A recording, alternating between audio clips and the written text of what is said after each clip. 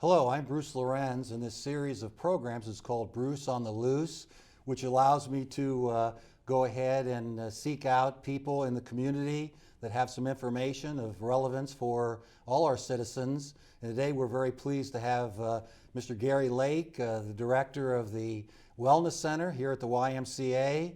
And Gary, thank you for taking time out of your busy schedule to join us this morning. Well, Bruce, thank you for inviting me. I appreciate the opportunity. Tell us, Gary, about your background. I know you've been in sports medicine for quite some time. Tell us about your background and maybe how that has helped you to be in this position. Sure. Well, I'm an athletic trainer by profession, licensed by the state of Ohio. My career started at Ohio University. I was the assistant athletic trainer there for 2 years. Then I moved on to Ashland University as the head athletic trainer. I was there for 7, and then had the opportunity to move over into the Akron area to help start a whole series of sports medicine clinics. So that was a good experience for me, and did that for a number of years, and was employed by Summa Health for quite some time, and moved into administration. Even served as the manager for Summa's outpatient rehab services for 8 years. And that kind of led me into this. There was an unfortunate circumstance for me. Summa did some downsizing, and my position with them actually was eliminated. So I spent about 6 months unemployed, but there was a silver lining to that cloud, because 2 weeks prior to my losing position, my daughter gave birth to twins.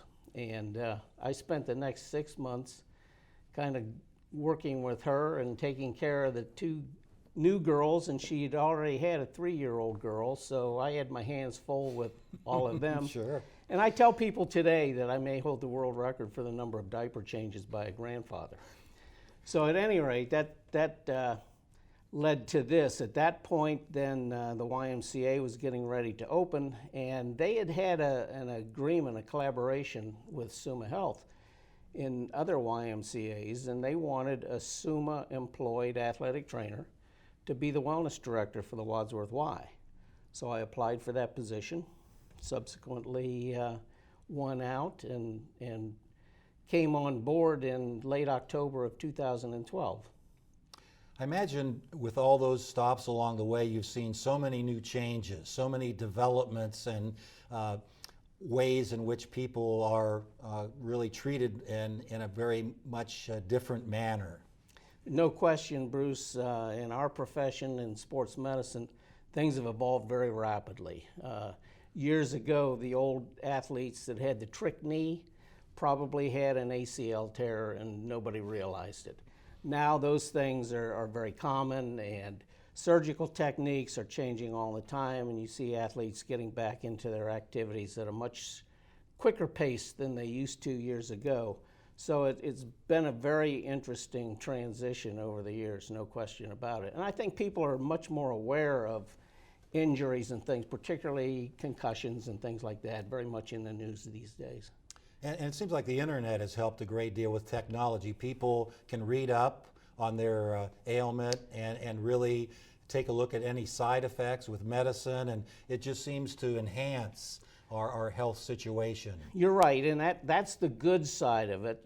People obviously have opportunity to seek out information, which can be very helpful in a lot of respects, but you and I both know there are also some situations out there where you can get a hold of some bad information or misinformation that's not been well documented. So sometimes you can get into trouble, but I think for the most part, people have taken it the right way, and they help themselves out quite a bit with that. For years and, well, decades, quite frankly, the recreation in Wadsworth was a Steiner Youth Center.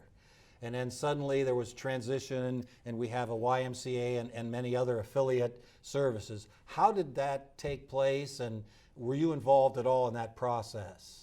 Well, in the first place, I wasn't involved really in the process other than being an interesting spectator, bystander, if you will, because I live in the community. But it started in 2008.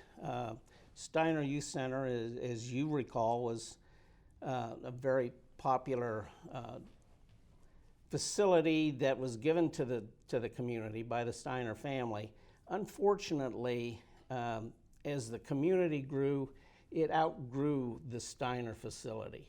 And Wadsworth got to a point where, number one, it was losing a lot of money in trying to maintain the Steiner building. It just got old and needed a lot of work and wasn't big enough really to support the community at that time. So in 2008, the city actually put up a levy to build an independent recreation center, independent of the schools and everything else. And that failed. So when that failed, then the powers that be kind of got their minds together. Mayor Renacci at that time got together with Dale Fortner, who was the superintendent of schools in Wadsworth, and worked out a plan to try to see if they could come to some cooperative kind of scenario to provide a recreation facility, and at the same time, Wadsworth needed to upgrade their schools. Their schools were old and needed to be replaced. So it was a combination of things. It was a good atmosphere at that time for the schools because they got state funding to the tune of about 37% of the cost of the construction. Wadsworth did pass a bond issue to get some monies, and also sought outside bonds to help fund the construction of the community center. The nice thing was that both these gentlemen recognized that there could be shared facilities, shared opportunities, like the field house we have today, or the swimming pool in the community center, are both shared parts of the complex. So the schools can use them, the community can use them, and it's worked out to be very nice. The one thing I do need to indicate, though, it's interesting, people think that their tax monies support the community center, and that really isn't true. It's not tax money driven. You know, one other little known thing is part of the relationship with the YMCA and this complex is we pay rent, a fairly large amount of rent each year, and I don't think most of our members and much of the community don't understand that, but the YMCA pays to the tune of about $400,000 per year in rent to run this facility. That's interesting. Yes, I was unaware of that as well, and I appreciate the history lesson you gave us because it does go back, several years, and it wasn't done just in a couple days. It was a great deal of planning, and Wadsworth has always been kind of known to cooperate and to kind of look at the big picture, and we thank the gentleman and all parties involved in that. Yeah, it was a very, I would say, massive endeavor the way it turned out, and it was good in the cooperation aspect. Yeah, and Wadsworth did its due diligence. They looked at other communities and what collaborations that they had undergone. And one thing that they found out was that even in our own backyard, SUMA had collaborated with Green on a YMCA there, and SUMA had also collaborated with the Y for the Cole family YMCA on the campus of Akron City Hospital. So when they found all these things out, they actually approached the Y. The Y didn't approach Wadsworth. City of Wadsworth actually asked the Y to come in and be a participant. So obviously the Y agreed to do that, but it's very much in a management kind of operation. I know we could probably spend the rest of the time on some of your duties and responsibilities, but could you list maybe the top several responsibilities you have as a director? Well, I think that a couple of things that people see off the top is I do manage the fitness center. So I have about a half a dozen wellness coaches that work upstairs and probably employ another 20 to 25 group exercise instructors that provide typically on average 75 to 80 adult classes per week, which is probably the most in the Akron Association. So we do feel very proud about the number of classes we offer. The more behind the scenes kinds of things that I do, because of my background as an athletic trainer, one of the aspects of my job is to take members who are maybe coming off an injury or coming off surgery, who've had some physical therapy, but then they're cut loose and said, okay, go out and do your thing now. Well, they don't know what their thing is or how to transition from therapy into exercise on their own. So that's one of the key things that I do is help people transition from one-on-one therapy to being able to exercise independently and do it within the parameters of their particular problem. That's really important aspect for those individuals, because we would hate for someone to go through rehab and then backstep and hurt themselves again, or compensate for something and have something else come up. Or not do anything because they don't know what to do. Yeah, that's one of the probably aspects of my job that I feel most proud about, is being able to help people like that. And it's at no cost to the members. That's key too. Often they're surprised at that, because they do have to pay for therapy and things like that. So they're a little bit taken back when I say, no, this is all part of the membership. So, it works well for SUMA, because their patients, which come out of SUMA therapy, can come upstairs, and if they aren't members, they can get actually a 30-day free membership to transition into the Y. Now, at the end of 30 days, they have the option of joining or not. But in the 7 years we've been open, my join rate for SUMA patients runs about 75%. So that's the plus side for the Y. The plus side for SUMA is that they can tell people that they have a continuum of care for their patients once they've been discharged from therapy. So the YMCA, how long then actually have we been in operation here? We opened the doors at the Y December 15 of 2012. The high school opened, I think, in September. Prior to that, we opened in December, and then SUMA Health opened their part of the facility in February of 2013. So it was kind of a staggered mix as the building was being completed. We've already spoken about the coordination with SUMA and the rehab and the schools and some other aspects. How difficult is it to coordinate all the various services and organizations involved here? We've had our bumps in the road along the way. There's no question about it, and primarily because a lot of the members don't understand the relationship and the complexities. For example, the field house really is under the purview of the high school. We use it when they're not using it, which in most people's eyes is most of the time. But there are occasions where the high school will host a weekend wrestling tournament or a weekend AAU basketball tournament, and they take the whole field house, which is their right to do. But it's difficult for the Y members to understand. They think the high school is taking over their field house. Well, it isn't the Y's field house, it's the high school's. So things like that, we have to try to do a good job to educate people as things like that come up. And we run into the same situation a little bit in the spring when the softball and baseball teams take over the field house for their early practices starting in February. And sometimes the track is shut down because of the track teams doing some preseason running and things like that. But once they understand the relationship, usually that smooths over pretty quickly. Yeah, there is an overlap too, because winter sports, especially if the tournaments, the boys and girls win some tournament games, they're into the spring March possibly, Sure. And then that's when the spring sports, once it gets started. So it is kind of a shuffling act, and you have to be aware of that. And we see the signs, but again, the track then would be open, when school is in session for people to go ahead and utilize that. But at certain times, it's going to be closed. Right, and unfortunately, there's always people who come in that don't realize it, despite any signage we might put up to the contrary. They still get sometimes a little bent out of shape. But once they understand the relationship, they cool down pretty quickly.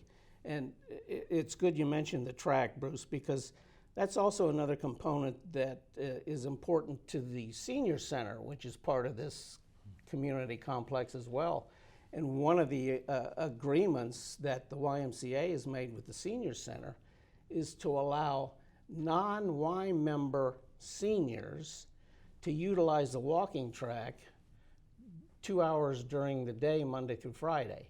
You know, in the old days, in the old high school, seniors could come in and walk around the high school. Well, when this complex was built, they kind of assumed that that was going to be the situation here. So it didn't quite start out that way, but they do have a 2-hour block of time, Monday through Friday. In exchange for that, I can use some of the classrooms in the senior center during the evenings when they're closed for yoga classes through the YMCA. Yeah, the track, it's kind of interesting. I walk occasionally, and a lot of different people utilize it. People in rehab, as you talked about, getting back and starting the range of motion. People that bring dogs in or training for support. Mothers with strollers, going around. So it's name it, and it's going to be on our track at some time or another. Yeah, it's a very highly utilized part of the facility, no question about it. You opened the door, Gary, for some of the services you talked about, Suprema, Senior Center. So maybe we can start with that group and talk about some others. What is the relationship then with Suprema and the Y? We've had a long history since the doors have been opened of doing cooperative things with each other.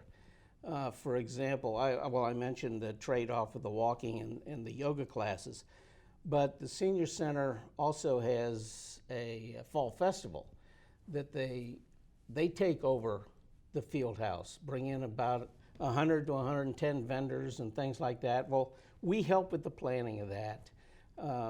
We have a booth and participate and have been strong participants in that over the years. So that's one major thing.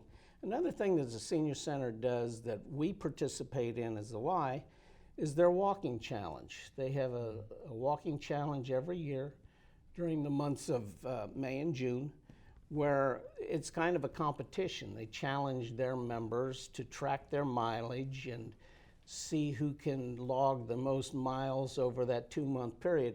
And that can be walking, running, it could be treadmill, it could be walking in place in your home watching television, but it still adds up as miles. So that's become a fun event. And typically I get involved with the kickoff to the walking challenge, talking about the healthy aspects of walking, why seniors should walk, some of the things to be aware of from a health standpoint, staying hydrated, walking on surfaces that you're familiar with, not getting too far away and being able to get back to your home during your walks and things like that. So some of the safety and health things. And then at the end, and typically I help set the goal for the challenge every year.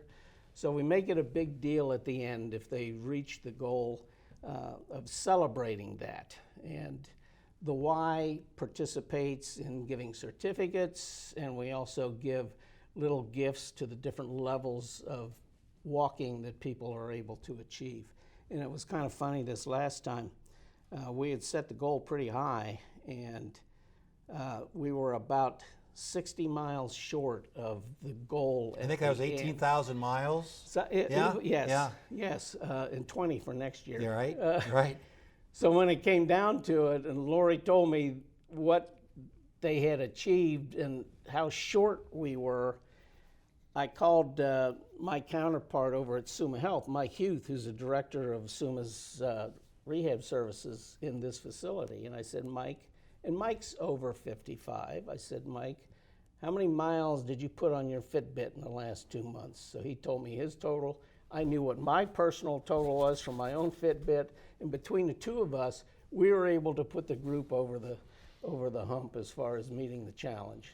And each year, and I've been involved in that for about 5 years, it seems like the number of participants have increased, so that makes you and the Y, I'm sure, real happy. But I think we had 105 walkers last time. Yes, and we did. We can always use more walkers, can't we? Yes. And I think we set the goal for 20,000 for next year, which is going to be an interesting situation to see if we can do that. But we've had people that log over 300 miles in a 2-month period.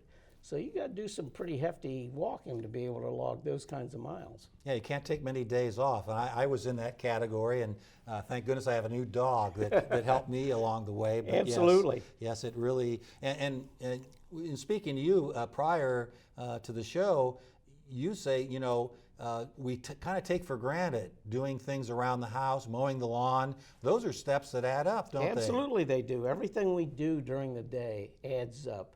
And the more active we can be, the better we're going to maintain our health.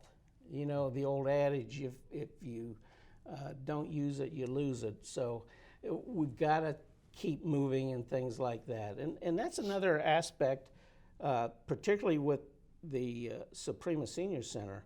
They've got, I'm going to say, somewhere in the neighborhood of 3,000 members of the Senior Center. And probably 2,000 of those members are Silver Sneaker members of the YMCA. And that's a very active group within the Y. I offer about 10 senior classes a week. So they're heavily utilized. And that's part of the relationship, again, between the Y and the Senior Center. So that's worked out very, very well for us. Another area that we can kind of look at for a second is the library has a presence here. There's a nice little area as you come in the front doors of the Y on the left, and I always see people reading there. And I think Joanna has a couple books that I just went ahead and took a look at, getting ready for Thanksgiving, and again, Star Wars, a lot of kids' books and adult books there. And unfortunately, I pulled one about Michael Jordan, but we won't go into that with the misery of the Cavs, but he also is there. But people can stop and get those, and it's something that you have an indirect influence over. Yeah, it's a nice little part of the community center where you first come into the building. There's a couple of bookcases there, as you mentioned, with stocked with books. And that's kind of on the honor system. People can read them while they're at the Y, or they can take them home as long as they bring them back. In some cases, people will bring some of their own books in and put them on the shelves. But you can use, there's also a book drop, and there's also a coded cabinet where if you order something from the Wadsworth Library, it can be delivered to the Y.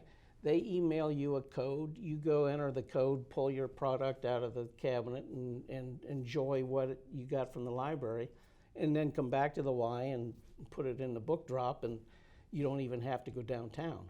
It's a good relationship. And sometimes people, the Y is air conditioned. Some people might not have air in the summer, and it's an opportunity for them to come and also continue to read and children, if they're babysitting, Sure. as you experience, they can come up and pull a book or two and enjoy that facility also. Absolutely. It's been a nice working relationship, I think, for the library. Also, there's a rack there, Gary, that I went by, and also Joanna has some things there that I pulled in regards to all sorts of handouts, brochures. There's one on diabetes I saw here, home health care, swim team, and lap opportunities in the pool. So just a wealth of information for people if they're interested in something or trying to get more information on the subject. Yeah, we do have a community rack, as you called it, and that's probably as good a term as any, where other organizations from the community that are trying to promote some of their activities can bring their advertisements or their promotional products, and we will display them on the rack so that anyone from the community can take a look at those and see what activities they might like to be involved in. All right, another group and providing services is SUMA. I know they have an outpatient facility, and what might they be doing? Well, SUMA provides a couple different things. One, they provide therapy services. They provide physical therapy and occupational therapy, and that's ongoing 5 days a week. They also provide physician services. Dr. Bob Crawford, who serves as the team physician for the high school teams, has his office there 3 days a week. Also, he works out of an office in their health facility in Medina, but 3 days a week in Wadsworth. A couple of the 2 new orthopedic surgeons for SUMA Health also see patients in that office. So it's starting to expand a little bit more in the kinds of medical coverage that they provide. SUMA is doing a lot more in Wadsworth, particularly orthopedically, and doing a lot of surgeries at the Wadsworth facility. So that's been a big increase in SUMA's presence as far as the Y is concerned. And it's nice. It's a nice working relationship between SUMA and the Y. We move people back and forth. If I identify an injured member and they don't have other health care, I walk them downstairs and get them started in the system there. And then they kick them back to me to provide some after therapy care for their injuries.